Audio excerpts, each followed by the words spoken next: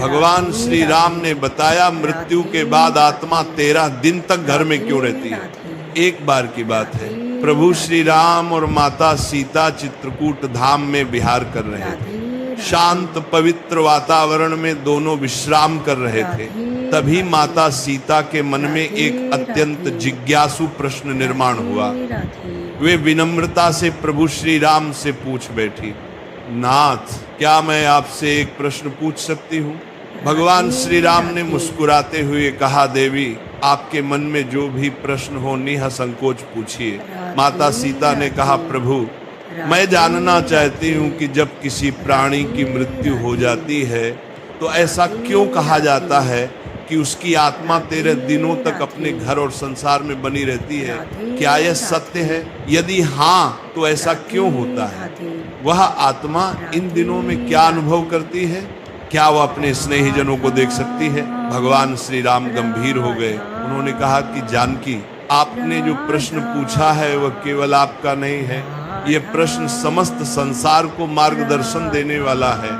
इस विषय को जानना सभी के लिए आवश्यक है, क्योंकि जीवन और मृत्यु के रहस्य से अनभिज्ञ रहना अज्ञान के अंधकार में भटकने जैसा है। मैं इस रहस्य को आपको अवश्य समझाऊंगा। कहा जाता है कि मृत्यु के 24 घंटे बाद आत्मा अपने घर वापस आती है, अपने परिवार, अपने प्रियजनों और उन स्थानों को देखने जहां उसने अपना संपूर्ण जीवन व्यतीत किया है। लेकिन क्यों? क्या उसे अपनी मृत्यु का आभास होता है? क्या वह अपने परिवार के दुख और विलाप को महसूस कर सकती है? और मृत्यु के बाद आत्मा को अपने कर्मों के फल कैसे प्राप्त होते हैं? ये रहस्य स्वयं मृत्यु के देवता यमराज ने एक बार देवर्षि नारद को बताया था। यमलोक के अधिपति यमराज ने बताया कि आत्मा का यह सफर केवल शारीरिक मृत्यु का अंत नहीं, बल्कि एक नए प्रारंभ की ओर बढ़ने की प्रक्रिया होती है। आज के इस प्रवचन में हम आपको वही कथा सुनाने जा रहे हैं जो स्वयं यमराज ने नारद जी को सुनाई थी। ये कहानी आपको मृत्यु के बाद आत्मा के अनुभवों और उसके वास्तविक सत्य को समझने में मदद करेगी। एक बार मृत्यु के देवता यमराज यमपुरी में अपने सिंहासन पर विराजमान थे। चारों ओर दिव्य प्रकाश फैला हुआ था। यमलोक के दूत अपने कार्यों में व्यस्त थे। तभी वहां देवर्षि नारद का आगमन हुआ। उनके हाथ में दिव्य वीणा थी और मुखमंडल पर तेज झलक रहा था। उन्होंने यमराज को प्रणाम किया। यमराज ने मुस्कुराते हुए उनका स्वागत किया और बोले, देवर्षि, आज आपके आगमन का क्या कारण है? मुझे प्रसन्नता है कि आप यमलोक पधारे। कहिए, कैसे आना हुआ? नारद मुनि ने विनम्रता से उत्तर दिया, धन्यवाद प्रभु। मैं पृथ्वीलोक का भ्रमण कर रहा था और वहां मैंने एक विचित्र दृश्य देखा जिसने मेरे मन में कई प्रश्न उत्पन्न कर दिए।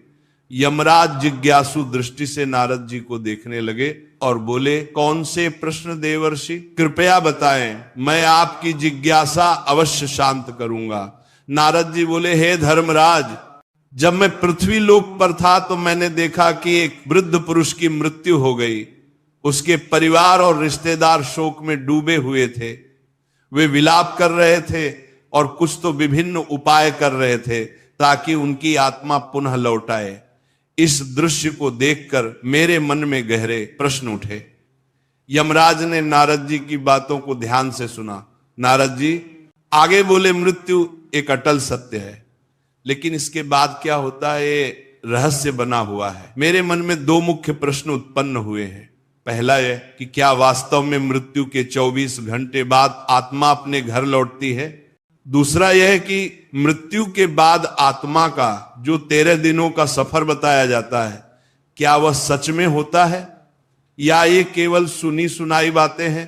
नारद जी की जिज्ञासा अत्यंत महत्वपूर्ण थी।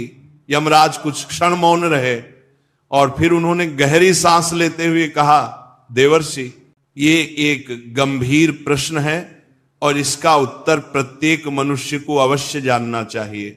मैं तुम्हें इस रहस्य की पूरी कथा सुनाता हूं, जिसे समझने से हर जीव मृत्यु के वास्तविक स्वरूप को जान सकेगा। यमराज कहानी शुरू करते हैं। बहुत समय पहले की बात है। एक गांव का एक युवा जिसका नाम आलोक था, बचपन से ही धार्मिक प्रवृत्ति का था। वह प्रतिदिन तुलसी में जल चढ़ाता, सुबह शाम पूजा पाठ करता और सदा ईश्वर का स्मरण करता। उसके परिवार में उसके पिता, पत्नी और एक छोटा सा बच्चा था। मां का देहांत कई वर्षों पहले हो चुका था और अब उसके पिता भी लंबे समय से बीमार थे। समय बीतता गया और एक दिन उसके पिता ने भी इस संसार को छोड़ दिया। ये घटना आलोक के लिए असहनीय थी। उसने अपने पिता का विधि पूर्वक अंतिम संस्कार किया, लेकिन उसके मन में अनेकों प्रश्न उभरने लगे। मृत्यु के बाद आत्मा का क्या होता है? क्या आत्मा वास्तव में घर लौटती है? यदि हां तो क्यों? इन प्रश्नों के उत्तर खोजने के लिए वह एक आध्यात्मिक यात्रा पर निकल पड़ा। कई गांवों और जंगलों से होते हुए अंततः वह एक आश्रम पहुंचा जहां एक तेजस्वी संत ध्यानमग्न थे। आलोक ने उनके चरणों में गिरकर पूछा, गुरुदेव, मृत्यु के बाद आत्मा का क्या होता है?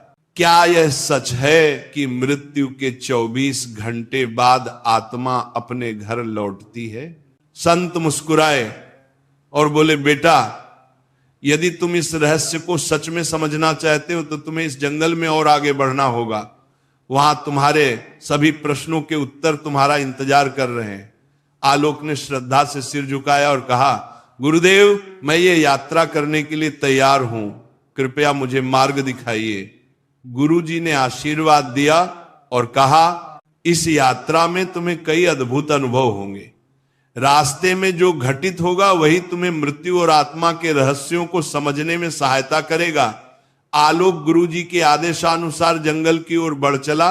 जैसे जैसे वो आगे बढ़ा, जंगल घना और रहस्यमयी होता गया। चारों ओर अजीब अजीब आवाजें सुनाई पड़ने लगी। कहीं उल्लू बोल रहा था तो कहीं पत्तों की सरसराहट हवा के थपेड़ों से डरावनी प्रतीत हो रही थी। जंगल का ये भयंकर और डरावना रास्ता उसे डरा जरूर रहा था, लेकिन उसके मन में उठ रही जिज्ञासा कहीं अधिक बलवान थी। वह निडर होकर चलता गया और कुछ दूरी पर उसे एक विशाल पीपल का वृक्ष दिखाई दिया, लेकिन ये कोई साधारण वृक्ष नहीं था। उसकी शाखाएं सांपों की तरह लहरा रही थी और उसकी छाल पर मानो किसी का चेहरा उभर आया था।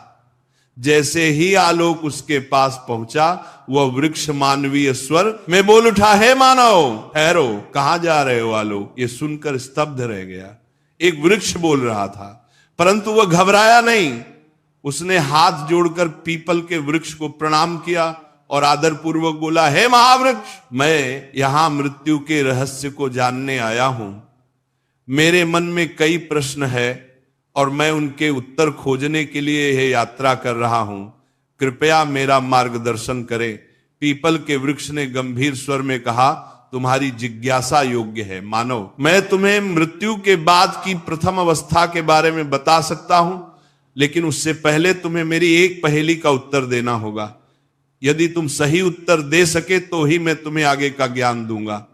आलोक ने श्रद्धा से सिर झुकाया और कहा, कृपया अपनी पहेली पूछिए, मैं उत्तर देने का प्रयास करूंगा।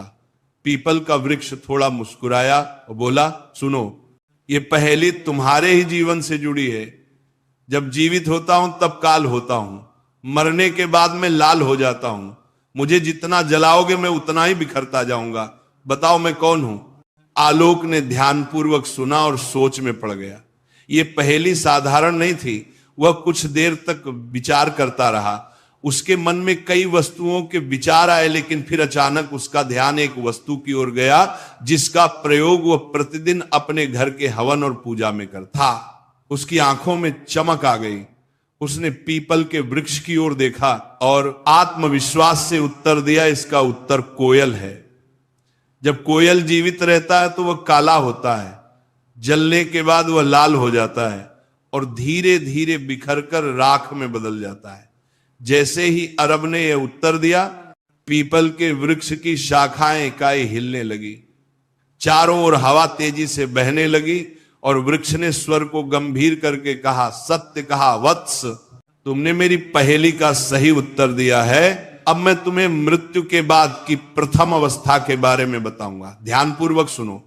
पीपल के वृक्ष ने आगे कहा, बेटा, जब शरीर नष्ट हो जाता है तब आत्मा एक भ्रम की स्थिति में आ जाती है उसे समझ ही नहीं आता कि वह मुक्त हुई है या किसी बंधन में है। यह मृत्यु के बाद के पहले 24 घंटे की सबसे रहस्यमय अवस्था होती है। आलोक ध्यान से सुन रहा था, लेकिन उसके मन में और जिज्ञासा जाग उठी। उसने हाथ जोड़कर पूछा, कृपया विस्तार से समझाइए, मृत्यु के तुरंत बाद आत्मा को क्या अनुभव होता है? पीपल ने गहरी सांस ली, मानो किसी पुरातन स्मृति को जागृत कर रहा हो, और फिर कहा, जब मृत्यु होती है तो आत्मा शरीर से अलग हो जाती है, परंतु पहले ही क्षण में आत्मा को यह समझ नहीं आता कि वह देह से मुक्त हो गई है। वह स्वयं को जीवित ही मानता है।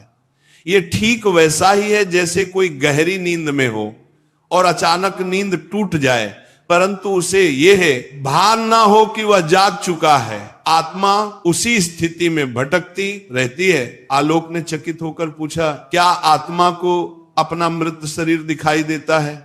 पीपल ने कहा, हां, बहुत बार आत्मा अपने ही मृत शरीर को देखती है। वो अपने परिवार को रोते बिलखते देखती है। वो उनसे बात करने की कोशिश करती है, उन्हें छूने का प्रयास करती है, लेकिन कोई उसकी आवाज नहीं सुन सकता, कोई उसके स्पर्श को महसूस नहीं कर सकता। ये आत्मा के लिए सबसे बड़ा भ्रम और पीड़ा का क्षण होता है। इन पहले कुछ घंटों में आत्मा का सबसे अधिक मोह अपने घर परिवार से रहता है। वह अपने प्रियजनों के आसपास ही घूमती रहती है। कई आत्माएं घर में ही रुकी रहती हैं, अपने परिवार के लोगों को देखती हैं, लेकिन वे कुछ कर नहीं पाती। कभी कभी आत्मा को यह आभास भी होता है कि वो अभी भी जीवित है, उसे भूख लगती है, प्यास लगती है, लेकिन जब वह भोजन की ओर बढ़ती है तो पाती है कि वह खा नहीं सकती। जब वह अपने प्रियजनों को गले लगाने का प्रयास करती है तो पाती है कि वह उसे महसूस नहीं कर सकती। यह स्थिति आत्मा के लिए सबसे अधिक कष्टदायक होती है। आलोक की आंखों में विस्मय और करुणा दोनों झलक उठे। उसने पूछा, क्या आत्मा को अपने कर्मों का आभास होने लगता है? पीपल का स्वर और गंभीर हो गया और उसने आगे कहा, हां, जैसे जैसे समय बीतता है आत्मा को धीरे धीरे अपने कर्मों का आभास होने लगता है। यदि उसके जीवन में अच्छे कर्म थे तो उसे भीतर से शांति अनुभव होती है, लेकिन यदि उसने बुरे कर्म किए थे, किसी का दिल दुखाया था, अधर्म किया था, तो वह पीड़ा से भर उठती है। उसे अपने ही पापों का बोझ महसूस होने लगता है। कई आत्माएं इतनी अशांत होती हैं कि वे घर के भीतर ही अटक जाती हैं और उनका शरीर जलाया जाता है, तब भी वे वही भटकती रहती हैं। इसलिए शास्त्रों में कहा गया है कि मृत्यु के तुरंत बाद गीता का पाठ करना चाहिए, आत्मा के लिए प्रार्थना करनी चाहिए, ताकि वो अपने मोह को त्याग कर आगे की यात्रा पर बढ़ सके। 24 घंटे के भीतर आत्मा को धीरे धीरे यह समझ आने लगता है कि वो अब इस संसार में नहीं रही, लेकिन तब तक उसका मोल इतना अधिक बढ़ जाता है कि वो अपने घर वापस लौटती है। यही कारण है कि हिंदू धर्म में मृत्यु के अगले दिन घर में विशेष पूजा की जाती है, आत्मा के लिए पिंडदान किया जाता है, ताकि वह शांति से अपनी आगे की यात्रा पर जा सके। पीपल ने अपनी बात समाप्त की और कुछ क्षणों के लिए मौन हो गया। आलोक पूरी तरह स्तब्ध था। उसे अब समझ आ रहा था कि मृत्यु केवल एक अंत नहीं, बल्कि एक नई यात्रा की शुरुआत होती है। उसने आदर पूर्वक पीपल को प्रणाम किया और कहा, ज्ञानी, आपने जो ज्ञान दिया वह मेरे लिए अमूल्य है। अब मैं जानना चाहता हूं कि मृत्यु के बाद आत्मा की आगे की यात्रा कैसी होती है। कृपया मुझे आगे का मार्गदर्शन दें। पीपल ने मुस्कुराकर कहा, वत्स, यदि तुम सच में मृत्यु का रहस्य समझना चाहते हो तो तुम्हें और आगे जाना होगा। वहां तुम्हें और भी गहरी सत्य का ज्ञान होगा। आलोक ने सिर झुकाया और आलोक अपनी यात्रा में आगे बढ़ता गया। जंगल गहरा होता जा रहा था। पक्षियों की आवाजें धीरे धीरे कम होती जा रही थी और चारों ओर एक रहस्यमय शांति छा गई थी। तभी उसे एक विशाल काले रंग का कौवा दिखाई दिया। वह कौवा आम पक्षियों से कहीं बड़ा और अद्भुत था। उसकी आंखें जलती हुई अंगारों जैसी प्रतीत हो रही थी और उसके पंखों से एक दिव्य आभा निकल रही थी। आलोक कौवे के पास गया और हाथ जोड़कर प्रणाम किया। कौवा अपनी भारी और गंभीर आवाज में बोला, वत्स, तुम कौन हो और इस गहरे जंगल में क्या कर रहे हो? आलोक ने सर झुकाकर उत्तर दिया, यह दिव्य पक्षी, मैं मृत्यु के रहस्यों को जानने के लिए इस यात्रा पर निकला हूं। मैंने अब तक ये जाना कि मृत्यु के तुरंत बाद आत्मा भ्रमित रहती है, लेकिन मैं यह समझना चाहता हूं कि 24 घंटे बाद आत्मा अपने घर क्यों लौटती है। सुगम ने गहरी सांस ली और कहा, मैं तुम्हें यह उत्तर दूंगा, लेकिन पहले तुम्हें मेरी एक पहेली का उत्तर देना होगा। यदि तुम इसका सही उत्तर दे सके तभी मैं तुम्हें मृत्यु के इस रहस्य का ज्ञान दूंगा। आलोक ने उत्सुकता से सर हिलाया। पूछिए प्रभु, सुगम ने गंभीर स्वर में पूछा। हे मनुष्य, संसार में हर कोई कुछ ना कुछ संजोता है, हर कोई किसी चीज से बंधा होता है। मुझे बताओ, मनुष्य के जीवन का सबसे बड़ा बंधन कौन सा है? आलोक कुछ क्षण के लिए सोच में पल गया। उसके मन में कई विचार आने लगे, धन, परिवार, इच्छाएं, शरीर, लेकिन कौन सा सबसे बड़ा बंधन है? कुछ देर चिंतन करने के बाद उसने उत्तर दिया, मोह मनुष्य का सबसे बड़ा बंधन मोह है। वह अपने परिवार, धन, शरीर और भावनाओं के मोह में बंधा रहता है और यही बंधन उसे जन्म जन्मांतर तक भटकाता है। सुगम मुस्कुराया और सिर हिलाया। तुमने बिल्कुल सही उत्तर दिया वत्स। अब मैं तुम्हें मृत्यु के 24 घंटे बाद आत्मा के घर लौटने का रहस्य समझाऊंगा। सुगम ने आसमान की ओर देखा और गहरी आवाज में कहा, मृत्यु के बाद जब आत्मा शरीर छोड़ती है तो वह कुछ क्षणों तक मुक्त महसूस करती है, लेकिन जैसे जैसे समय बीतता है उसके भीतर एक हलचल शुरू हो जाती है। यह हलचल उसके मन के कारण होती है। आत्मा को अपने घर, अपने परिवार, अपने प्रियजनों की याद सताने लगती है। आलोक ध्यान से सुन रहा था।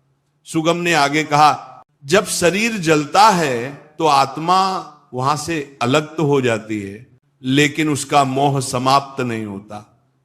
वह अपने प्रियजनों को रोते हुए देखती है, अपने घर में अपने बच्चों और पत्नी को अकेला महसूस करती है। उसे लगता है कि वह अभी भी उनके पास जा सकती है, उन्हें सांत्वना दे सकती है, लेकिन जैसे ही वह कोशिश करती है उसे एहसास होता है कि कोई उसे देख नहीं सकता, कोई उसे सुन नहीं सकता। आलोक ने आश्चर्य से पूछा, तो क्या आत्मा दुखी होती है? सुगम गंभीर स्वर में बोला, आत्मा बहुत दुखी होती है। वह अपने प्रियजनों को पुकारती है, अपने बच्चे के सर पर हाथ फेरना चाहती है, अपने घर में घूमना चाहती है, लेकिन वह केवल एक छाया बनकर रह जाती है। यह उसकी सबसे बड़ी पीड़ा होती है। यही कारण है कि हिंदू धर्म में मृत्यु के बाद विशेष कर्मकांड किए जाते हैं। जब परिवार जन्म गीता का पाठ करते हैं, दीप जलाते हैं और आत्मा की शांति के लिए पिंडदान करते हैं, तब आत्मा को धीरे धीरे इस संसार से मुक्त होने में सहायता मिलती है। आलोक की आंखें नम हो गई थी। उसने धीमे स्वर में पूछा, तो क्या आत्मा हमेशा के लिए अपने घर ही रहती है? सुगम ने उत्तर दिया नहीं, लेकिन जो आत्माएं अपने जीवन में बहुत अधिक मोह में बंधी रहती हैं, वे अधिक समय तक भटकती रहती है। वे अपने परिवार, अपनी इच्छाओं, अपने अधूरे कार्यों को लेकर परेशान रहती हैं। उन्हें यह स्वीकार करने में समय लगता है कि अब वे इस संसार का हिस्सा नहीं रही। यही कारण है कि मृत्यु के बाद परिवार को आत्मा की शांति के लिए कर्मकांड करने चाहिए, ताकि आत्मा इस मोह से मुक्त हो सके और अपनी आगे की यात्रा कर सके।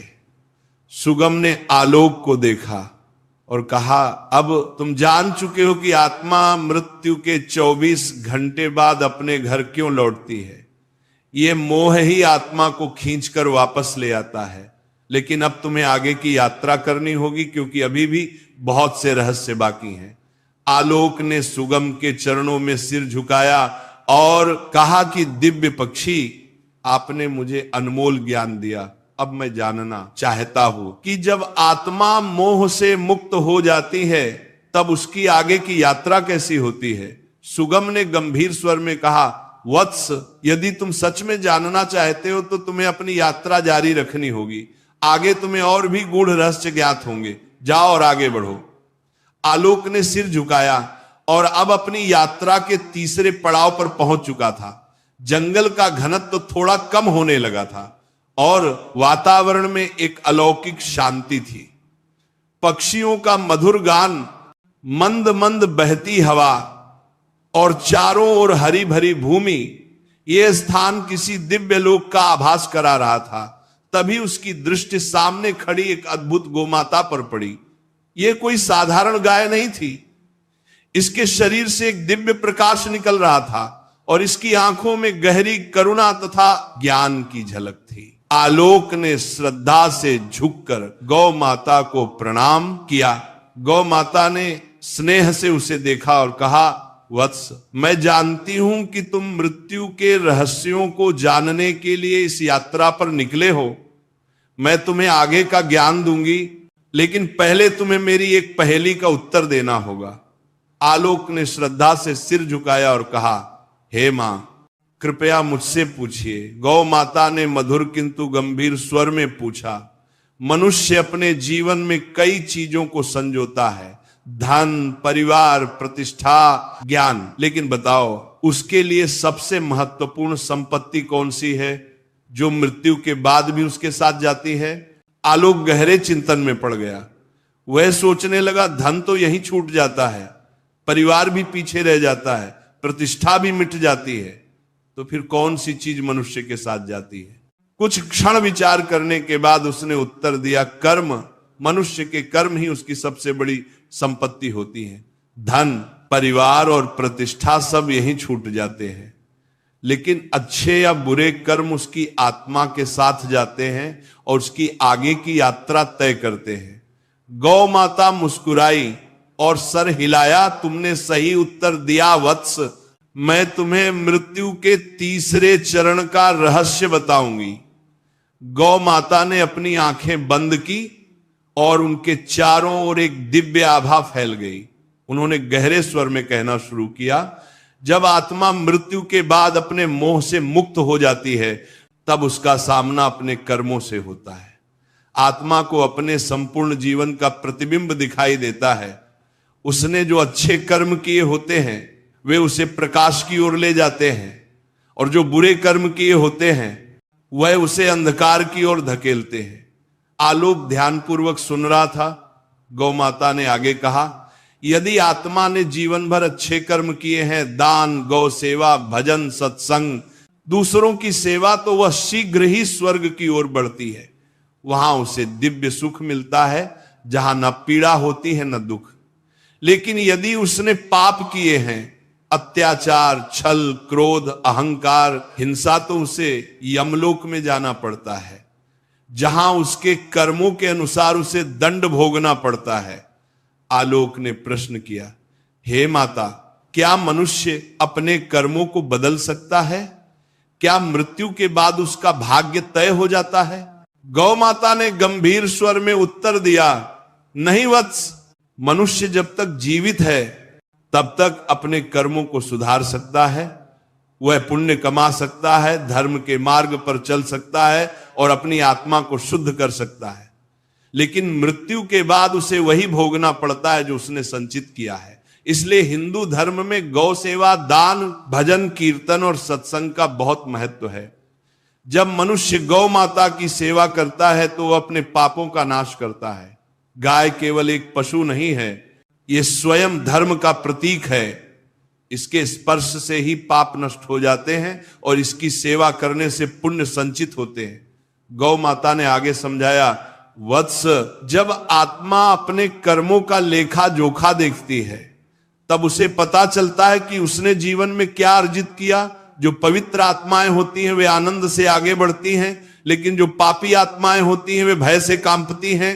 वे सोचती हैं कि यदि उन्हें दूसरा जन्म मिले तो वे अपने जीवन को सुधार लेंगी, लेकिन तब तक बहुत देर हो चुकी होती है। आलोक की आंखों में चिंता झलकने लगी। उसने श्रद्धा से कहा, हे गौ माता, आपने मुझे एक बहुत बड़ा ज्ञान दिया है। अब मैं अपने कर्मों पर और ध्यान दूंगा ताकि जब मेरी मृत्यु हो तो मुझे यमलोक में ना जाना पड़े। गौ माता ने आशीर्वाद दिया और कहा, वत्स, तुम्हारी यात्रा अभी समाप्त नहीं हुई है। आगे तुम्हें और भी रहस्य जानने हैं, जाओ और अपनी यात्रा जारी रखो। आलोक ने गौ माता के चरणों में सिर झुकाया और पुनः अपनी यात्रा के अगले चरण की ओर बढ़ चला। आलोक की यात्रा अब अपने अंतिम पड़ाव की ओर बढ़ रही थी। वह चलते चलते एक विशाल नदी के किनारे आ पहुंची। यह कोई साधारण नदी नहीं थी। इसका जल कहीं शीतल और निर्मल दिख रहा था, तो कहीं रक्त और अग्नि की लपटों से भरा हुआ प्रतीत हो रहा था। नदी के किनारे एक दिव्य देवी प्रकट हुई। उनके तेज से पूरा वातावरण आलोकित हो उठा। वे सौम्य किंतु प्रभावशाली थी, मानो साक्षात ज्ञान और शुद्धता की मूर्ति हो। आलोक ने श्रद्धा से झुककर उन्हें प्रणाम किया। देवी मुस्कुराए और मधुर स्वर में बोली, वत्स, मैं जानती हूं कि तुम मृत्यु के रहस्य को समझने के लिए इस कठिन यात्रा पर आए हो। मैं तुम्हें वैतरणी नदी का रहस्य बताऊंगी, लेकिन पहले तुम्हें मेरी एक पहेली का उत्तर देना होगा। आलोक ने सर झुकाकर कहा, हे मां, कृपया पूछिए। देवी ने गंभीर स्वर में पूछा, बताओ वत्स, इस संसार में मनुष्य का सबसे बड़ा भ्रम क्या है? आलोक कुछ क्षण सोचता रहा, फिर उसने उत्तर दिया, मां, मनुष्य का सबसे बड़ा भ्रम यह है कि वह सोचता है कि यह शरीर और यह संसार अस्थाई है। वह मृत्यु को भूलकर सांसारिक मोह में डूबा रहता है। लेकिन जब मृत्यु का समय आता है, तब उसे समझ में आता है कि यह सब नश्वर है, केवल आत्मा अमर है। देवी मुस्कुराई और कहा, वत्स, तुमने सत्य को पहचान लिया। अब मैं तुम्हें वैतरणी नदी के रहस्य का ज्ञान दूंगी। देवी ने समझाया, वत्स, ये वैतरणी नदी है। ये यमलोक और पितरों के बीच बहती है। ये आत्मा के लिए अंतिम परीक्षा होती है। जिन्होंने अपने जीवन में पुण्य किए होते हैं, वे इसे आसानी से पार कर लेते हैं और स्वर्ग या मोक्ष की ओर बढ़ जाते हैं। लेकिन जिन्होंने पाप और अधर्म किया होता है, उनके लिए यह नदी अग्नि और रक्त से भरी हुई प्रतीत होती है। वे इसमें फंस जाते हैं और छटपटाते रहते हैं। आलोक भय और विस्मय से यह दृश्य देख रहा था। उसने प्रश्न किया, मां, आत्मा के लिए यह नदी इतनी महत्वपूर्ण क्यों है? देवी ने उत्तर दिया, वत्स, यह नदी आत्मा की अंतिम परीक्षा है। यह उसके जीवन के कर्मों का प्रतिबिंब है। जिन्होंने गौ सेवा, दान, पुण्य और धर्म का पालन किया, उनके लिए यह नदी निर्मल जल की धारा बन जाती है। वे इसे पार कर मोक्ष या स्वर्ग की ओर बढ़ते हैं। लेकिन जिन्होंने अधर्म, पाप और अन्याय किया, उनके लिए यह नदी एक भयंकर यातना का स्थान बन जाती है। वे इसमें फंस जाते हैं और तब तक कष्ट भोगते हैं जब तक उनके पापों का नाश नहीं हो जाता। आलोक ये सुनकर गंभीर हो गया। उसने प्रश्न किया, मां, आत्मा इस नदी को कैसे पार कर सकती है? देवी ने कोमलता से समझाया, वत्स, आत्मा केवल सच्चे ज्ञान, भक्ति और अच्छे कर्मों के आधार पर इस नदी को पार कर सकती है। जीवन में गौ सेवा, दान, धर्म, कर्म, सत्य आचरण और भक्ति करने वाले सहज ही इसे पार कर जाते हैं। विशेषकर गौदान, गाय का दान करने वालों के लिए यह नदी एक सरल मार्ग बन जाती है, क्योंकि गौ माता धर्म का प्रतीक है और जो उसकी सेवा करता है, वह अपने पापों को नष्ट कर सकता है। आलोक यह सुनकर चकित रह गया। उसने एक और प्रश्न किया, मां, यदि कोई व्यक्ति जीवन में अच्छे कर्म ना करे, तो क्या वह कभी इस नदी को पार नहीं सकता? देवी ने गंभीर स्वर में उत्तर दिया, वत्स, ब्रह्मांड कर्मों के नियम से चलता है। यदि आत्मा वैतरणी को पार कर ले तो वह स्वर्ग की ओर बढ़ती है। यदि नहीं तो उसे यमलोक में न्याय के लिए भेजा जाता है, जहां उसके कर्मों का हिसाब होता है। जो आत्माएं इसे पार नहीं कर पाती, वे भटकती रहती हैं। वे पुनर्जन्म के चक्र में फंस जाती हैं और कई जन्मों तक कष्ट सहती हैं। आलोक की आंख खुल चुकी थी। उसने देवी को प्रणाम किया और कहा, हे मां, आपने मुझे सत्य का ज्ञान दिया। अब मैं अपने जीवन को और भी पवित्र बनाऊंगा, ताकि मेरी आत्मा मृत्यु के बाद सही मार्ग पर चल सके। देवी ने आशीर्वाद दिया और कहा, वत्स, तुम्हारी यात्रा पूरी हुई। जाओ और इस ज्ञान को संसार तक पहुंचाओ ताकि लोग मृत्यु से पहले जीवन को समझ सके। आलोक ने पुनः प्रणाम किया और उस दिव्य ज्ञान को हृदय में समेटकर लौट पड़ा। तो यमराज ने नारद जी को इस तरह से आत्मा के 13 दिनों के रहस्य की संपूर्ण कथा सुनाई। उन्होंने बताया कि कैसे आत्मा मृत्यु के बाद अपने घर लौटती है, कैसे वो अपने कर्मों के अनुसार आगे बढ़ती है और किन किन अवस्थाओं से गुजरती है। यमराज के वचन सुनकर नारद जी के सभी संदेह दूर हो गए। नारद जी ने हाथ जोड़कर कहा, आपकी यह दिव्य कथा सुनकर मेरे सभी प्रश्नों के उत्तर मिल गए हैं। अब मुझे स्पष्ट हो गया कि मृत्यु के बाद आत्मा किस प्रकार अपनी यात्रा पूरी करती है। मैं इस सत्य का प्रचार प्रसार करूंगा ताकि अधिक से अधिक लोग इस गूढ़ ज्ञान को समझ सके और धर्म के मार्ग पर चल सके।